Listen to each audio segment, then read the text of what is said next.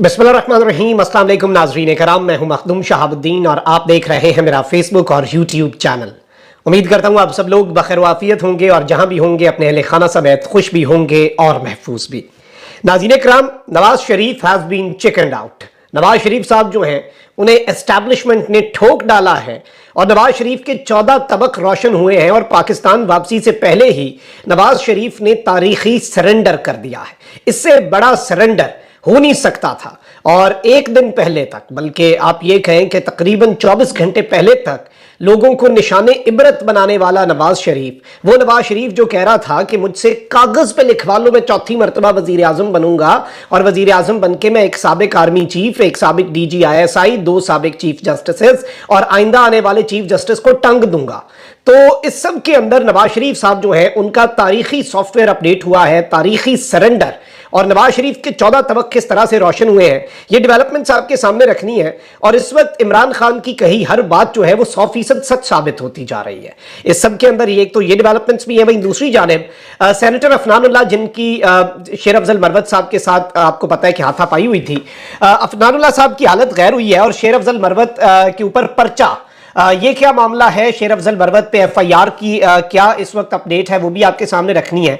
जबकि PTI के खिलाफ जो बैक टू बैक निगरान वजीर आजम लगातार बयानात पर बयानात दे रहे हैं, PTI के सबर का पैमाना भी लबरेज हुआ है और यूं लग रहा है कि PTI ने भी अब टफ टाइम देने का फैसला कर लिया है। कुछ और बड़ी डेवलपमेंट्स भी हैं जो आपके सामने रखना जरूरी है। और इस वक्त अगर सिचुएशन को देखा जाए तो मुकम्मल तौर पर अगर आप देखें कि किस तरह की पॉलिटिकल इस वक्त पाकिस्तान के अंदर सिचुएशन बन चुकी है और नवाज शरीफ साहब जो है वो बहुत ज़्यादा कॉन्फिडेंट हैं कि ताकतवर हल्के भी उनके साथ है, रियासत उनके साथ है, पाकिस्तान की स्टेट मशीनरी उनके साथ है, निगरान वजीर आजम के हवाले से ये बातें सामने आ रही हैं और काकड़ फार्मूला की बात हो रही है।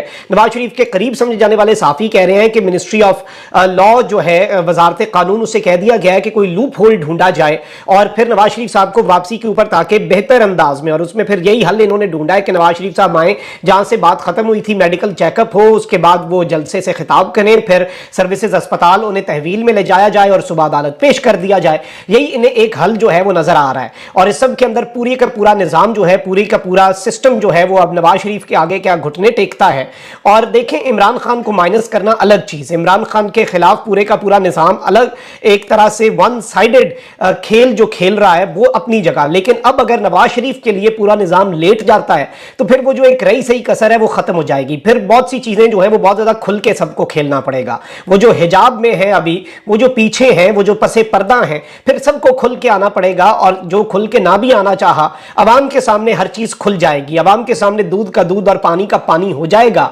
और फिर हर चीज, इवन वो जो बयानिए से लेकर एक एक चीज तक, इमरान खान के खिलाफ बयानिया, साजिश का बयानिया, मुल्क के खिलाफ गद्दारी और इमरान खान, हर चीज कॉम्प्रोमाइज होगी अगर नवाज शरीफ के सामने ये सिस्टम लेट जाता है। अब जो अपडेट्स हैं जरा पहले ये समझें। एक तो FIA के साबिक DG हैं बशीर मेमन, इन्होंने नून लीग में शमूलियत इख्तियार कर ली है। अल्लाह अल हक है, इमरान खान सुरखरू होता है हर गुजरते दिन के साथ। अब बशीर मेमन की नून लीग में जो शमूलियत है, जैसे राजा रियाज की जो नून लीग में शमूलियत थी, उसने रही सही कसर के, कल को कोई कहता नहीं राजा रियाज तो बड़ा बेहतरीन अपोजिशन लीडर था, उसने तो जमहूरियत के लिए हर चीज जो है ना वो क्लियर हो जाए। रिकॉर्ड जो है उसकी दुरुस्ती जो है वो बहुत ज्यादा जरूरी होती है। तो रिकॉर्ड की दुरुस्ती जो है उसके लिए देखें ना, तारीख के और आग के अंदर जिस तरह से राजा रियाज अब एक टिकट की वक्त रह गई है ना, तो इसी तरह से बशीर मेमन, इन्होंने इमरान खान साहब के ऊपर बहुत से इल्जामात लगाए। और आज इनके जो इल्जामात हैं इमरान खान साहब के खिलाफ, इनके जो झूठे इल्जामात थे बशीर मेमन साहब के, वो मैं आपको ये बता दूं कि आज नून लीग में उनकी शमूलियत के साथ वो सारे इल्जामात जो है वो रद्दी की टोकरी में चले गए हैं, डाउन द ड्रेन। और बिल्कुल इमरान खान साहब इस मामले में भी सुरखरू हुए हैं और इनकी जो इंटेंट है, इनकी जो नीयत है। नवाज शरीफ साहब की एक बात अच्छी है कि वो सबको फायदा जरूर देते हैं, वो नवाजते जरूर हैं। और नवाज शरीफ साहब अगर नवाजे ना तो फिर वो जो नवाज शरीफ साहब के लिए हर हद तक जाने वाले लोग होते हैं, उनका फिर निजाम पर से एतबार उठ जाएगा। निजाम को ऐसे काम करने पड़ते हैं। अब आप ये देखें कि बहुत सी चीजें हो रही हैं और यहां पर अगर आप सिचुएशन को समझें तो इस वक्त निगरान वजीर आजम साहब को देख लें। निगरान वजीर आजम साहब नवाज शरीफ साहब वाले मामले में इतने मोहतात स्टेटमेंट देने से पहले 1000 मरतबा सोचते हैं। लेकिन वहीं दूसरी जानिब इमरान खान साहब वाले मामले में बैक टू बैक स्टेटमेंट ऐसे जैसे शॉट्स लगाते हैं ना कि बस जारियाना इनिंग्स जो है उनकी स्टेटमेंट्स की चल रही हैं। इससे एक जानिब तो उन्हें एक बात की समझ नहीं आ रही कि जो एक रही सही कसर है, लेकिन उसमें भी कोई बात तो नहीं है वैसे। और निगरान ये जो है इलेक्शन कमीशन में मैंने आपको पहले भी बताया है कि निगरान वजीर आजम अनवारुल हक कक्कड़ और काबीना अराकीन को ओहदे से हटाने के लिए दरखास्त दायर की गई है। और यह बताया गया है कि निगरान वजीर आजम और उनके मुशीर आज चीमा फवाद हसन और प्रिंसिपल सेक्रेटरी तौकीर शाह जो है ये गुज़श्ता हुकूमत का भी हिस्सा रहे, आइंदा होने वाले इंतखाबात पर यह असरअंदाज हो सकते हैं। इलेक्शन कमीशन ने क्या करना है इस सब के अंदर, आपको पता है इलेक्शन कमीशन क्या आज़ाद और खुद मुख्तार है? ये सवाल जो इसका जवाब इलेक्शन कमिश्नर साहब खुद भी अगर अपने आप से पूछें तो उन्हें सच जवाब दिल उन्हें बता देगा, वो बोलें जो मर्जी। अच्छा, हम अब क्या बोलें सब के अंदर। लेकिन अब वहीं दूसरी जानिब निगरान वजीर आजम साहब जो है ना, इन्हें पीटीआई ने टफ टाइम देने का फैसला किया है। और अब इनकी जो स्टेटमेंट्स हैं इनके ऊपर बाज़ाब्ता तौर पर पाकिस्तान तहरीक इंसाफ जो है उसकी एक आप कह लें कि काउंटर इन्होंने किया है इनकी स्टेटमेंट को, और काउंटर के तौर पे एक और स्टेटमेंट आई है। निगरान वजीर आजम की जानिब से तहरीक इंसाफ को रियासत के मुकाबिल करार देने की शरअंगेज कोशिश और जबरी गुमशुदगियों के मामले पर बलूचिस्तान और मकबूजा कश्मीर के माबैन मवाजने का मामला। पाकिस्तान तहरीक इंसाफ की जानिब से निगरान वजीर आजम के बयानात जहालत, कजफहमी, हमाकत और गैर जिम्मेदारी, ये चार अल्फाज जो हैं इनकी शर्मनाक मिसाल करार दिए गए हैं। एक तो ये जहालत की शर्मनाक मिसाल नई कायम की है, कजफहमी की, हमाकत की और गैर जिम्मेदारी की, इर्रिस्पॉन्सिबल बिहेवियर।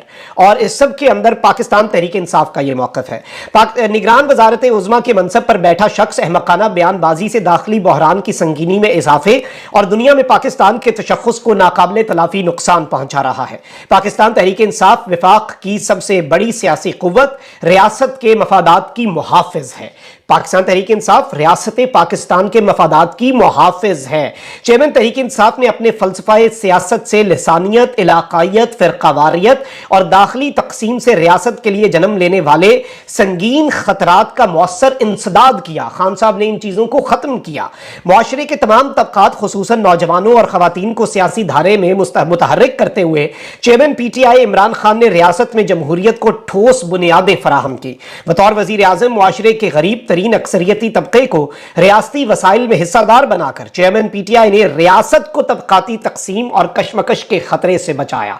जरा समझे रियासत कौन है? इस मुल्क की गरीब अवाम भी इस रियासत का हिस्सा ही है ना। तो वो बता रहे हैं कि इमरान खान ने क्या क्या किया। मुल्की मुआशी ढांचे की इस्लाह और कौमी इक्तसाद की तरक्की के जरिए वजीर आजम इमरान खान ने रियासत को खुद इन्हिसारी और खुद किफालत की ठोस बुनियादें फराहम की। मुल्क में आज़ाद अदलिया के तसव्वुर में अपनी बेमिसाल जद्दोजहद से हकीकत का रंग भरकर चेयरमैन इमरान खान और तहरीक इंसाफ ने रियासत को कानून की हुक्मरानी की ठोस असास फराहम की।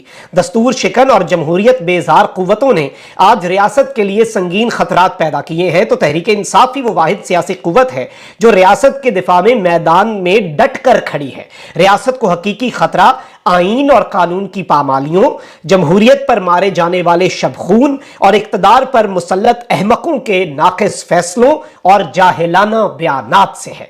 निगरान वजीर आजम ने रियासत के एक मुस्तकिल सूबे और एक मकबूजा और आलमी तौर पर मुतनाज़ा खित्ते के माबैन मवाजना करके अपनी जहालत और सरकार की मुंतशिर सोच पर मोहरे तस्दीक सब्त की है। ये वैसे रियासत के मफाद को असल नुकसान ये चीज़ है जो इन्होंने की है।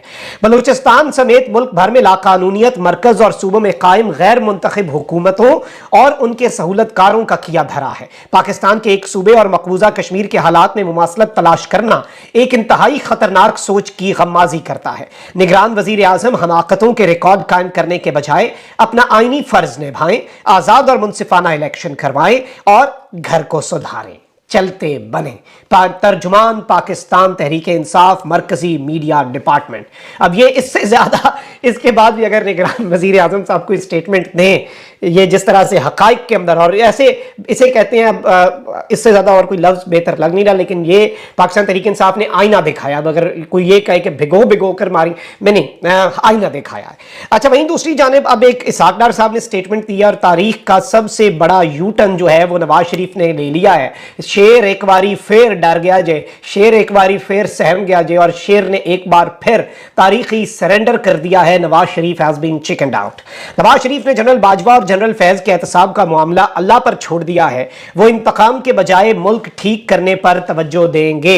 यह कहना है नवाज शरीफ साहब के दस्ते रास्त, नवाज शरीफ साहब के समधी इसहाक डार साहब का। और उन्होंने कह दिया कि नवाज शरीफ साहब ने कोई एहतसाब नहीं करना जनरल बाजवा जनरल फैज का, यह मामला अल्लाह ताला की जात पे नवाज शरीफ साहब ने छोड़ दिया। एक दिन पहले तक इन्हें टांगना चाहते थे, लेकिन वही बात है कि कब तक खैर मनाएंगे। एस्टैब्लिशमेंट ने धो डाला है नवाज शरीफ साहब को, एस्टैब्लिशमेंट ने नवाज शरीफ साहब को घुटने टेकने पर मजबूर कर दिया है। और एक जो राहा साहब बयानिया था वो इस स्टेटमेंट के बाद अब अगर इनमें जरा सी हिम्मत हो, जरा सी इनके अंदर आप कहें कि इतनी इनके अंदर सेंस हो, एथिक्स हो, तो ये उसके बाद फिर अब इसके पीछे फिर क्या बचता है इनका, किधर गया मजामती और शेर और ये सारी चीजें। अच्छा, वहीं दूसरी जानिब नून लीगी सेनेटर अफनानुल्लाह ने इस्लामाबाद पुलिस को शेर अफजल मरवत के खिलाफ FIR दर्ज करने की दरखास्त दे दी है। दरखास्त में लिखा है कि शेर अफजल मरवत ने मुझे 3 थप्पड़ मारे और फिर मुझे फर्श पर लिटाकर मारा। जावेद चौधरी साहब कह रहे थे कि अफनानुल्लाह साहब ने भी शेर अफजल साहब को मुक्के शुक्के मारे फर्श पर लिटाकर। शेर अफजल मरवत साहब ने कहा कि जावेद चौधरी साहब झूठ बोल रहे हैं और वो उन्होंने मिली भगत थी उनकी इनके साथ, उन्होंने बाद में इन्हें बिठा भी लिया प्रोग्राम में और मुझे कहा कि ये सेगमेंट खत्म हो रहा है। लेकिन अफनानुल्लाह साहब की जो FIR की दरखास्त है वो बड़ी इंपॉर्टेंट है, क्योंकि इन्होंने कहा है, इसमें लिखा है कि शेर अफजल मरवत ने मुझे 3 थप्पड़ मारे, 3 चपेड़ें पड़ी और मुझे फर्श पर लिटाकर मारा, यानी कि मुक्के मारे फर्श पर लिटाकर ऊपर चढ़ के, और मेरा चेहरा सूजा हुआ है और सर पर जख्म के निशान भी हैं, लिहाजा कानूनी कार्रवाई की जाए शेर अफजल मरवत के खिलाफ। अब ये जो मामला है ये बड़ा आगे की तरफ जाता जा रहा है। अच्छा, इसके साथ वैसे बीच में ये भी खबर आई कि शेर अफजल मरवत साहब के हवाले से कि उन्होंने कोई माफ़ी मांग ली है, तो उन्होंने कहा मैंने ऐसा कुछ नहीं किया। और शेर अफजल मरवत ने कहा है कि देखें हम तो गाली का जवाब गाली से ही देते हैं, गाली का जवाब जो है हम गाली से नहीं देते, फिर मैंने वैसे जवाब दिया जैसे एक पठान देता है और इन्होंने गाली क्यों दी थी। अब मैं समझता हूँ कि ये चीज़ वैसे होनी नहीं चाहिए थी, पूरे का पूरा इंसिडेंट ही अनफॉर्चुनेट है। गुफ्तगू के दौरान मैं समझता हूँ इस तरह की चीज़ें वैसे ही वो जेब नहीं देती, लेकिन गुफ्तगू के भी कुछ आदाब होते हैं, कुछ ज़ाब्ते होते हैं। बात करें तो वो कहते हैं ना कि पहचाने जाना चाहिए आपको, फिर लोग बातें करते हैं। अगर आप ऐसी बात करेंगे, ऐसे अल्फाज का चुनाव करेंगे और फिर आप कैसी पहचान होगी आपकी, फिर वही होगी जो आप बात कर रहे हैं उसी तरह की। अपना बहुत ख्याल रखें। अल्लाह निगहबान पाकिस्तान।